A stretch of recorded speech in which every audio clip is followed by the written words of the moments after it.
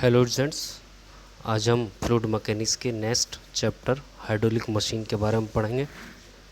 Hydraulic machine क्या होती हैं, इनके टाइप्स इस चैप्टर में हम पढ़ेंगे। तो सबसे पहले इंट्रोडक्शन, परिचय।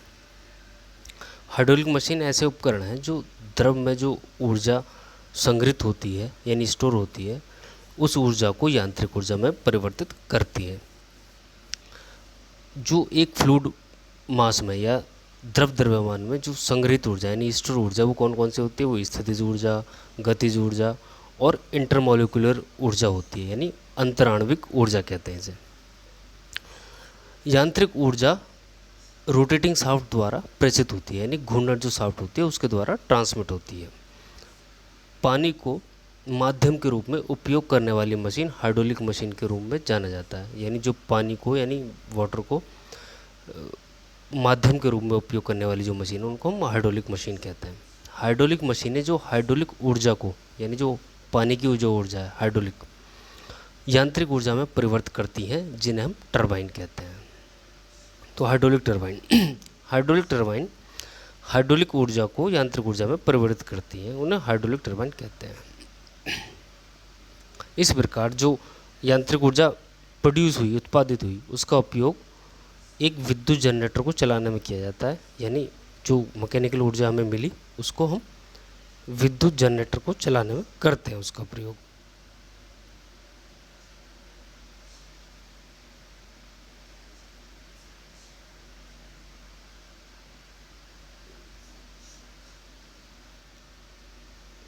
और वो विद्युत जनरेटर टरबाइन के साथ से जुड़ा होता है। तो इस प्रकार यांत्रिक ऊर्जा को विद्युत ऊर्जा में परिवर्तित किया जाता है। इस सिद्धांत का उपयोग हम हाइड्रोलिक पावर प्लांट में करते हैं। जो हमारा हाइड्रो इलेक्ट्रिक पावर प्लांट है उनको इसी सिद्धांत पर हम चलाते हैं। इसमें हाइड्रोलिक ऊर्जा को विद्युत ऊर्जा में परिवर्तित करते हैं। जैसे ये एक डायग्राम है, ये एक हाइड्रो इलेक्ट्रिक पावर प्लांट का डायग्राम है। इसमें एक डैम है, डैम के लेफ्ट हैंड साइड पर पानी भरा है जिसको हम हेड रेस कहते हैं, जो लेवल है पानी का। और नीचे सबसे नीचे देखो वो टेल रेस है, यानी जो नीचे पानी जा रहा है। टेल रेस और हेड रेस के बीच की जो डिफरेंस है उसे हम ग्रॉस हेड कहते हैं। और ये पेनिस्ट्रोक है। पेनिस्ट्रोक एक ऐसा पाइप है जिसके थ्रू पानी टरबाइन के ब्लेड तक या वेंस तक जाता है। और जो HF है वो फ्रिक्शन के कारण हेड लॉस है, यानी हेड लॉस कितना हुआ फ्रिक्शन के कारण, उसे हम HF के द्वारा प्रदर्शित करते हैं। वो हम पिछले चैप्टर में पढ़ चुके हैं। और जो H है वो हमारा नेट हेड है, यानी जो ग्रॉस हेड में से हम फ्रिक्शन हेड घटा देंगे तो हमारा नेट हेड आ जाएगा। और ये टरबाइन के इनलेट पर एक नोज़ल लगी है जिससे प्रेशर से पानी टरबाइन के ब्लेड पर इम्पैक्ट करता है। या ये हमारा एक हाइड्रोलिक पावर प्लांट है। अब देखो, यदि टरबाइन के इनलेट पर जो उपलब्ध ऊर्जा है यानी जो अवेलेबल एनर्जी है केवल गतिज ऊर्जा है यानी काइनेटिक एनर्जी है, तो टरबाइन को इम्पल्स टरबाइन कहा जाता है। अगर सिर्फ टरबाइन के इनलेट पर जो अवेलेबल एनर्जी है वो सिर्फ काइनेटिक एनर्जी है तो उस टरबाइन को हम कहेंगे इम्पल्स टरबाइन। जैसे जैसे पानी वेंस के ऊपर बहता है, यानी ये जो वेंस यानी ये जो वेंस को हम ब्लेड भी कह देते हैं और बकेट भी कह देते हैं। बकेट मतलब बाल्टी और ब्लेड भी कह देते हैं। वेंस से बहता है, जो दाब है इनलेट से आउटलेट तक, यानी इनलेट पर जो दाब है वो ज़्यादा होता है। जैसे जैसे आउटलेट यानी बाहर निकलता जाता है पानी, तो वो वायुमंडल दाब पर आ जाता है। यदि टरबाइन के इनलेट पर पानी गतिज ऊर्जा के साथ साथ दाब ऊर्जा भी हो, यानी काइनेटिक एनर्जी के साथ साथ प्रेशर एनर्जी भी हो, तब टरबाइन को हम रिएक्शन टरबाइन के रूप में जानते हैं, यानी उसको हम रिएक्शन टरबाइन कहेंगे। जैसे जैसे पानी रनर के माध्यम से बहता है, यानी रनर के माध्यम से बहता है, तो पानी जब अंडर प्रेशर में होता है उस समय, तो पानी के जो दाब ऊर्जा है यानी प्रेशर एनर्जी है वो गतिज ऊर्जा में परिवर्तित हो जाती है। रनर पूरी तरह से एक एयर टाइट केसिंग में रहता है। केसिंग होती है जो बाहरी आवरण से इसे बचा के रखती है, और वो जो केसिंग है वो पूरी तरह पानी से भरी होती है। यदि पानी रनर के स्पर्श रेखा यानी टेंजेंशियल के साथ बहे, जो रनर है उसके टेंजेंशियली बहे, तो टरबाइन को हम स्पर्श रेखा टरबाइन या टेंजेंशियल फ्लो टरबाइन के रूप में कहते हैं। यदि रनर के माध्यम से पानी रेडियल दिशा में बहता है यानी रेडियल डायरेक्शन में बहता है, तो टरबाइन को हम रेडियल फ्लो टरबाइन कहते हैं। यदि पानी बाहर से अंदर की ओर रेडियल रूप में बहे, तो उस टरबाइन को हम इनवर्ड फ्लो रेडियल टरबाइन कहते हैं, यानी अंदर की तरफ जो फ्लो हो रहा है उसे कहेंगे हम इनवर्ड फ्लो रेडियल टरबाइन। अगर दूसरी ओर यदि पानी रेडियल रूप से अंदर से बाहर की ओर बहे, तो उसे हम आउटवर्ड रेडियल फ्लो टरबाइन कहते हैं। यदि पानी रनर के माध्यम से रनर के घूर्णन की धुरी यानी एक्सिस ऑफ रोटेशन के समांतर बहे यानी पैरेलल बहे, जो जिस धुरी पर रनर घूम रहा है उस एक्सिस ऑफ जो रोटेशन है उसके समांतर बहता है, तो हम उस टरबाइन को एक्सियल फ्लो टरबाइन कहते हैं, अक्षीय प्रवाह टरबाइन।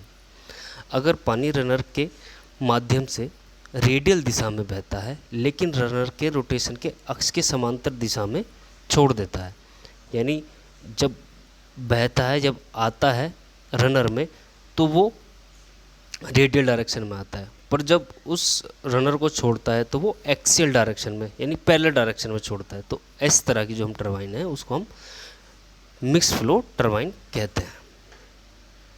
अब टरबाइन के प्रकार, टरबाइन का हम जो वर्गीकरण 4 तरीके से कर सकते हैं। पहला है पानी के हाइड्रोलिक क्रिया के अनुसार यानी according to the hydraulic action of water.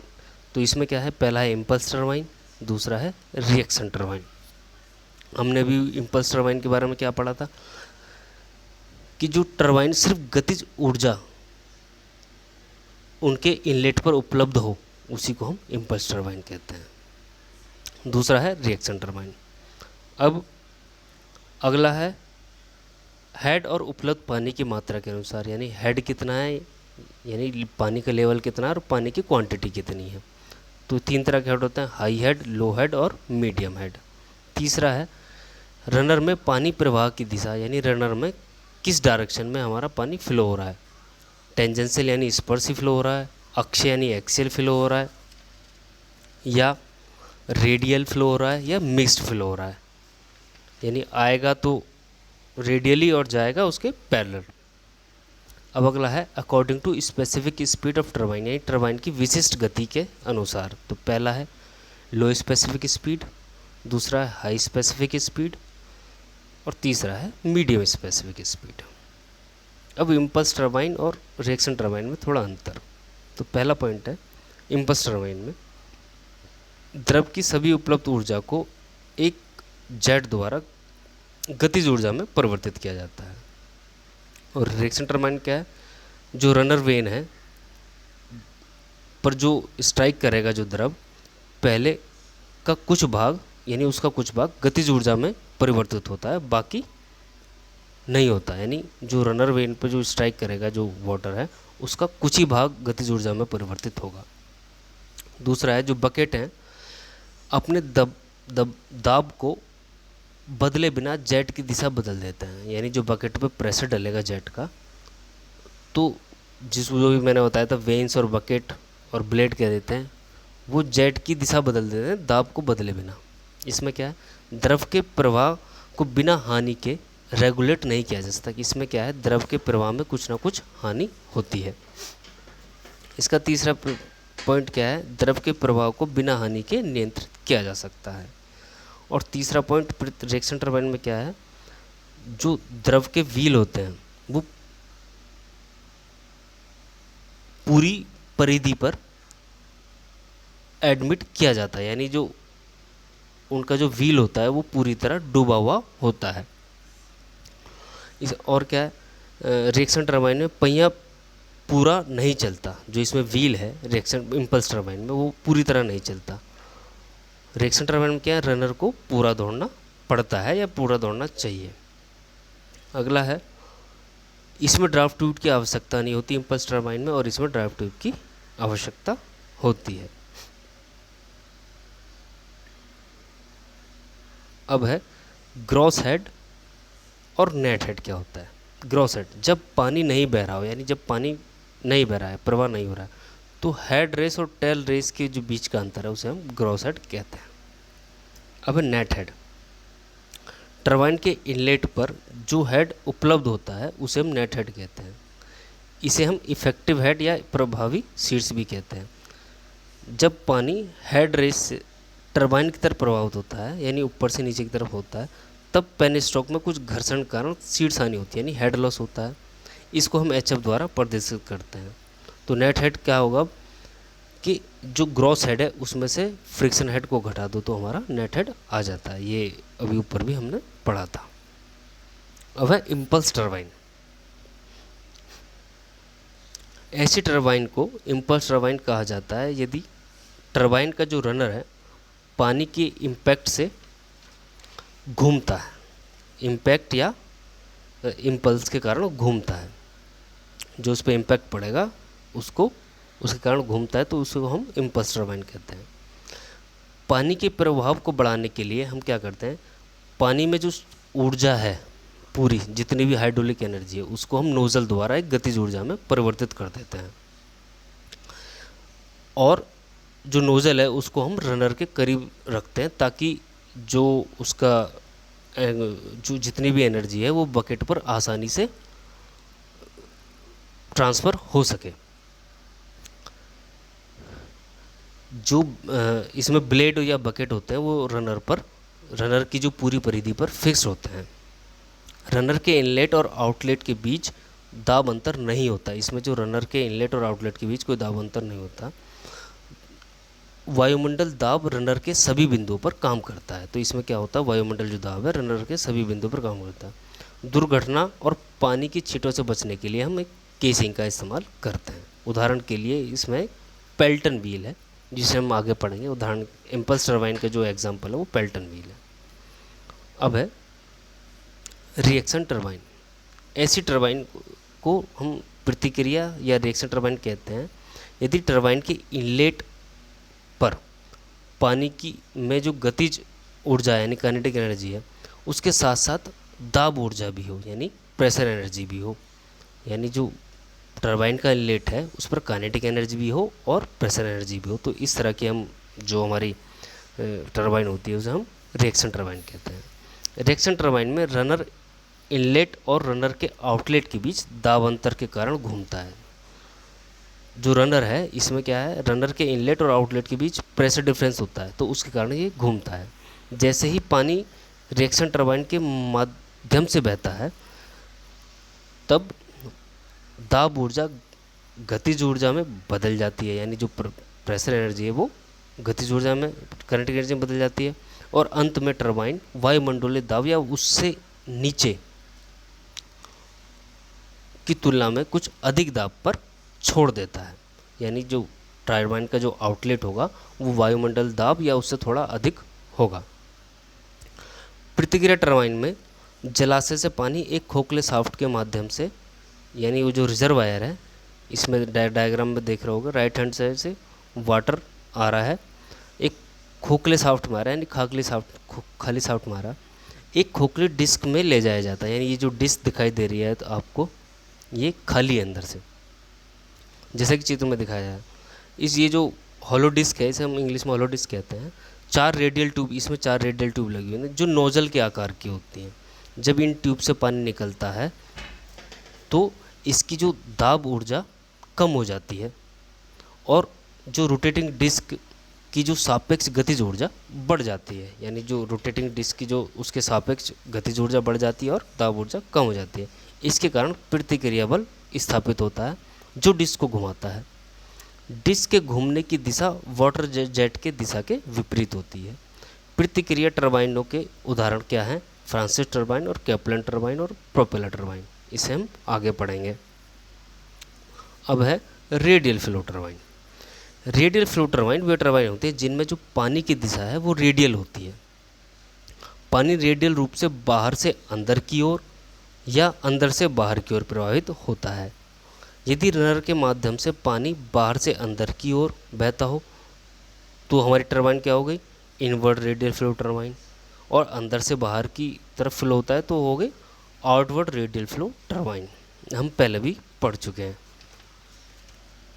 अब है हमारा पेल्टन व्हील। ये इम्पल्स टरबाइन का एग्जाम्पल था पेल्टन व्हील। पेल्टन व्हील एक इम्पल्स टरबाइन है जिसका उपयोग हाई हेड के तहत किया जाता है, यानी अगर हाई हेड अवेलेबल है हमारे पास तो हम पेल्टन व्हील का उपयोग करते हैं। पेल्टन व्हील का उपयोग 250 मीटर से अधिक जो हेड है उन पावर प्लांट में किया जाता है, यानी 250 मीटर से अधिक हेड अगर हमें अवेलेबल है तो वहाँ पर हम पेल्टन व्हील का प्रयोग करते हैं। पेल्टन व्हील का जो मेन एडवांटेज ये है कि इसमें पानी की मात्रा कम यूज़ होती है। अब इसका निर्माण, पेल्टन व्हील में कुछ मुख्य घटक हैं निर्माण में।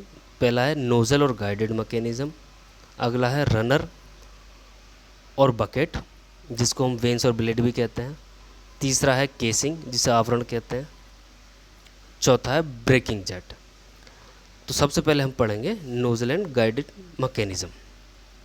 नोज़ल गाइड मैकेनिज़्म का जो कार्य होता है, कार्य टरबाइन की जो बकेट है से टकराने वाले पानी की मात्रा को नियंत्रित करना है, यानी जो बकेट या वेंस या ब्लेड पर जो पानी हम प्रेशर से डाल रहे हैं उसकी मात्रा को हम नियंत्रित करने के लिए नोज़ल और गाइडेड मैकेनिज़्म का इस्तेमाल करते हैं।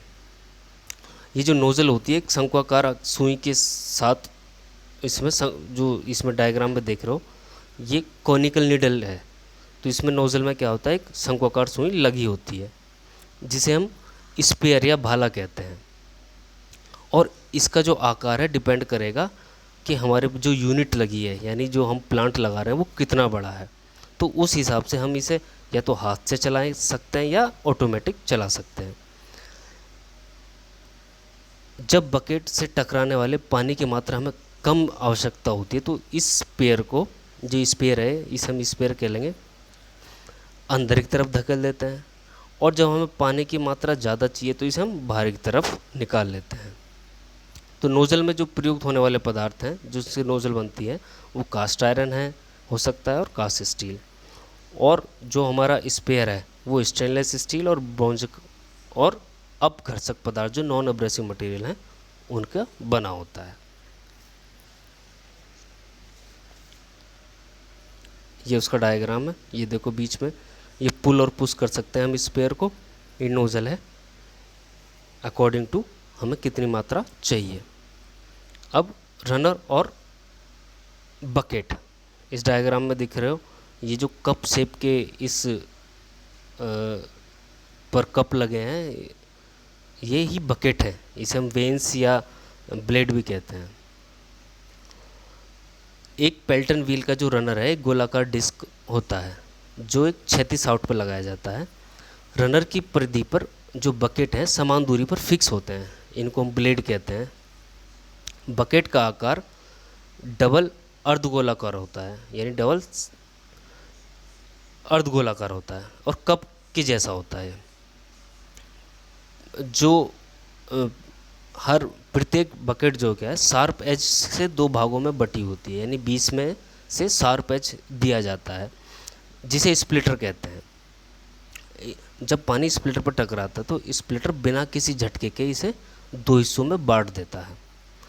एक ही जेट अब दो भागों में विपरीत दिशाओं में बहता है, क्योंकि जब बीच में से अगर शार्प एज निकाल दें तो अगर हम देखें तो वो दो भागों में बांट देगा स्प्लिटर।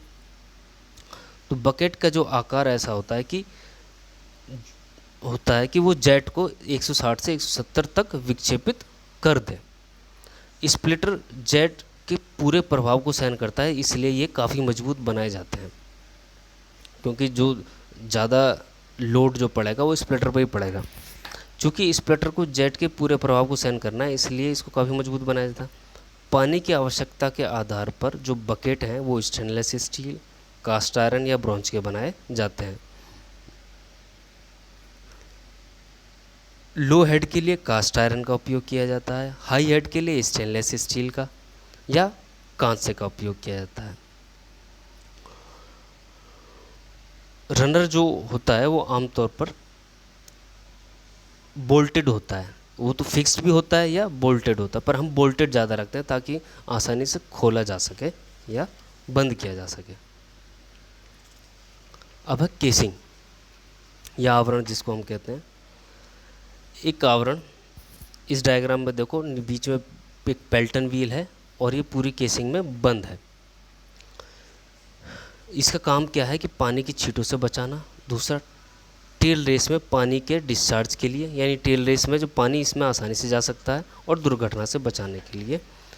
नोजल और बेरिंग के लिए केसिंग हाउसिंग देने के लिए। ये ज़्यादातर कास्ट आयरन या फैब्रिकेटेड स्टील की बनी होती है और ये आसानी से असेंबल किया जा सकता है और डिसेंबल भी किया जा सकता है। ब्रेकिंग जेट, इस केसिंग में देखो जो सबसे ऊपर है, वेंस के ऊपर एक रेक्टेंगुलर शेप बनी है, वही एक ब्रेकिंग जेट है। यानी अगर इधर से देखें तो नोज़ल की दिशा ऊपर की तरफ है और जो ब्रेकिंग जेट है ये ऊपर से आ रहा है, यानी उसकी विपरीत दिशा में। तो ब्रेकिंग जेट की आवश्यकता कब पड़ी कि जब हमने नोज़ल से वाटर जेट ख़त्म कर दिया, यानी अब हमें रनर रोकना है, पर क्या होता है इनर्शिया के कारण वो रनर घूमता ही रहता है। पर हम जब जल्दी रोकना चाहते हैं तो ऊपर से हम ब्रेकिंग जेट उसके चलने की विपरीत दिशा में छोड़ देते हैं ऊपर से, तो क्या होता है हमारा जो रनर है वो जल्दी रुक जाता है। तो इसीलिए हम ब्रेकिंग जेट का इस्तेमाल करते हैं। कार्यविधि क्या है, जो जलाशय से पानी एक बड़े व्यास के पाइप के माध्यम से टरबाइन के इनलेट पर लाया जाता है, जिसे पेनिस्टॉक कहा जाता है। पेनिस्टॉक के अंत में एक नोजल लगाया जाता है। नोजल से निकलने वाला पानी जो जेट है बहुत तेज वेग से बकेट या ब्लेड से टकराता है। इस प्रभाव के कारण टर्निंग मोमेंट रनर पर कार्य करता है और यह तेज़ गति से घूमता है। बकेट से गुजरने के बाद पानी डिस्चार्ज चैनल में चला जाता है, जिसे टेल रेस कहा जाता है। तो ये होगी, ये डायग्राम हमने पहले भी समझाया, ये होगी हमारी पेल्टन व्हील। अब है कुछ पॉइंट हैं जो याद रखने हैं पेल्टन व्हील पे। पहला, यदि इनलेट पर जो जेट है उसका वेग v1 है, जिससे वह बकेट से टकराता है, तो उसकी जो वैल्यू क्या होगी, v1 इक्वल टू CV/2gh। ये जो चीज़ें हैं ये याद करनी है। तो CV क्या है, वेग गुणांक है, और h है हमारा नेट हेड। दूसरा है डायमेंशन ऑफ बकेट, यानी बकेट का आयाम।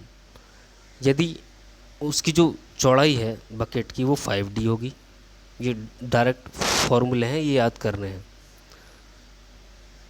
जो डेप्थ है वो 1.2D होगी, और D क्या है यहाँ, डायमीटर ऑफ जेट, यानी जेट का व्यास है।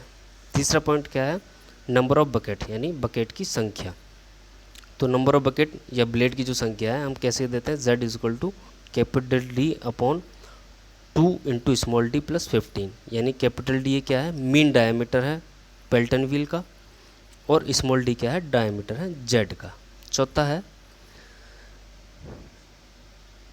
Mean diameter of Pelton wheel, यानी जो पेल्टन व्हील का मीन डायमीटर कैसे है निकालेंगे, d is equal to 60 into u upon pi d. U है यहाँ क्या है, बकेट की स्पीड यानी ब्लेड की स्पीड, और n RPM ऑफ रनर के कितने RPM है। पाँचवा है नंबर ऑफ जेट, यानी कितने जेट हो सकते हैं या होते हैं, n is equal to q capital Q upon small q। Capital Q है टोटल डिस्चार्ज, यानी जो टोटल डिस्चार्ज हुआ है। स्मॉल q क्या है, डिस्चार्ज थ्रो ईच जेट, यानी जेट के द्वारा जो डिस्चार्ज हुआ है और जो टोटल डिस्चार्ज हुआ है, इनके रेशो को द्वारा हम नंबर ऑफ जेट निकालते हैं।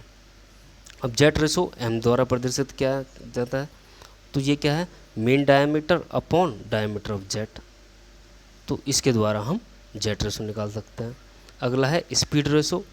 स्पीड रेशो KU से प्रदर्शित करते हैं, तो ये किसका रेशो है, बकेट स्पीड और जो वेलोसिटी है जेट की इनलेट पर, इन दोनों के अनुपात से हम स्पीड रेशो निकाल सकते हैं। तो ये कुछ पॉइंट हैं जो हमें पेल्टन व्हील में याद रखना है।